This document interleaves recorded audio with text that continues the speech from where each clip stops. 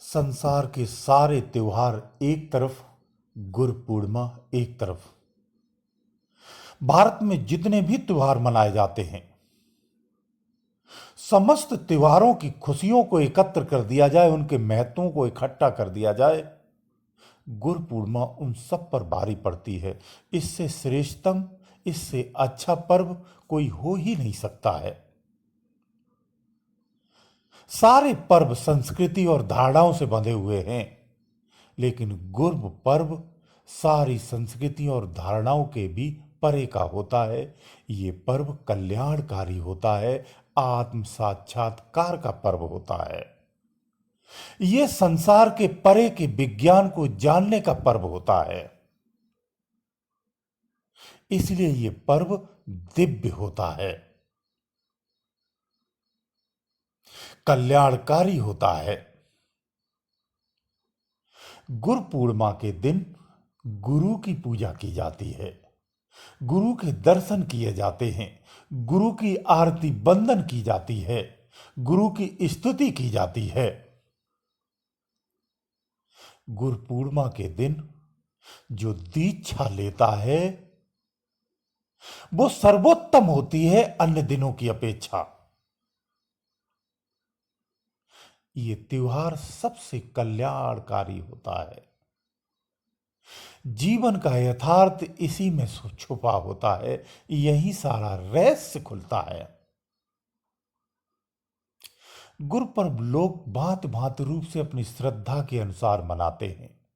श्रद्धा बड़ी होती है, विश्वास बड़ा होता है। आप कैसे मनाते हैं ये महत्वपूर्ण नहीं होता है।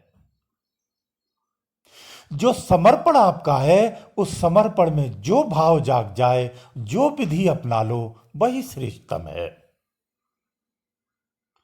परमात्मा प्राप्ति के लिए। इसीलिए कहा जाता है किसी विधि और विधान की आवश्यकता नहीं होती है, परमात्मा भाव से मिलता है। ये ज्ञान गुरु ही देता है, यही मार्गदर्शी है।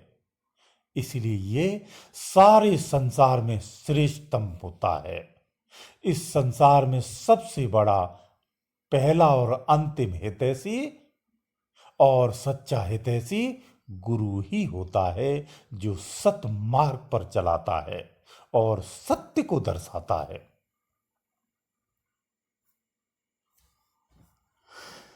गुरु पूर्णिमा कैसे मनाते हैं, इसे कैसे मनाना चाहिए, कुछ चीजें हैं जो आप जान सकते हैं। देखो, अगर गुरु पूर्णिमा के दिन आप अपने गुरु के सानिध्य में पहुंचते हैं तो बहुत अच्छी बात है और प्रयास करना चाहिए। गुरु पूर्णिमा के दिन अपने गुरु के दर्शन निश्चित करना चाहिए। उसका कारण बताऊं। गुरु पूर्णिमा के दिन जो सतगुरु होता है, सतगुरु रूपी जो सत्य है, वो सारे ब्रह्मांड में एक ही है, याद रखना। वो सतगुरु रूपी सत्य अपने सारे पावर में होता है, सारे रूपों में होता है। वो पूर्ण पावर में होता है और प्रभावी अवस्था में होता है। वो धरा पर जितने भी अनुयायी हैं उसके, समस्त अनुयायियों के नजदीक होता है। सब अनुयायी उसकी नजर में होते हैं। एक रहस्य की बात बता देता हूं। गुरु पूर्णिमा के दिन जितनी हिंसक शक्तियां हैं, यानी सिद्धियां, सिद्धियां दो तरह की होती है ना, एक सात्विक और असात्विक। यानी एक हिंसात्मक होती है, निगेटिव एनर्जी होती है, एक पॉजिटिव एनर्जी होती है। तो जितनी भी हिंसक शक्तियां हैं, गुरु पूर्णिमा के दिन सब सात्विक हो जाती हैं। पूरे वर्ष में एक ही दिन ऐसा आता है जिस दिन सारी हिंसक शक्तियां सात्विक होती हैं, शांत होती हैं। इसीलिए पर्व महत्वपूर्ण होता है। इस दिन जो साधक दीक्षा लेता है, अति उत्तम समय होता है। गुरु पूर्णिमा का दिन सर्वोत्तम होता है दीक्षा के लिए। इस दिन आपको दीक्षा का दिन चुनाव करना चाहिए, सबसे अच्छा होता है, क्योंकि सर्व शक्तियां, सब प्रकार की शक्तियां आज के दिन आकर्षित होती हैं। धरा के तरफ ही आकर्षित होती हैं। गुरु पूर्णिमा के दिन आपको क्या करना है? गुरु के सम्मुख जाकर के उन्हें पुष्प अर्पित करना है।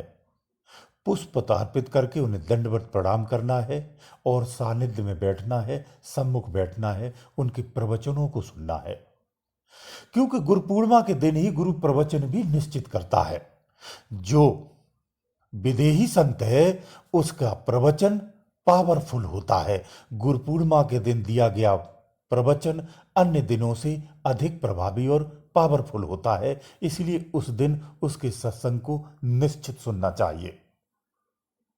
गुरु पूर्णिमा के दिन की सारी एक्टिविटी, सारी क्रियाएं भिन्न होती हैं अन्य दिनों की अपेक्षा। इसलिए प्रयास करो कि गुरु पूर्णिमा के दिन गुरु के साक्षात दर्शन करें, यह आवश्यक होता है। सबके साथ संभव नहीं हो पाता है, हर व्यक्ति नहीं जा सकता है, स्थितियां परिस्थितियां सबकी भिन्न होती हैं। जो नहीं जा सकते वो ध्यान से सुने। अपनी गुरु की प्रतिमा रख सकते हैं, प्रतिमा नहीं है तो हृदय में उसको धारण कर सकते हैं, उसका रूप नहीं है तो उसकी आवाज को, उसकी वाणी को धारण कर सकते हैं। ये उससे भी उत्तम है, क्योंकि आप चेतन अवस्था में उसे स्वीकार किया है। चेतन अवस्था में स्वीकार करना सर्वोपरि होता है, सर्वोत्तम होता है।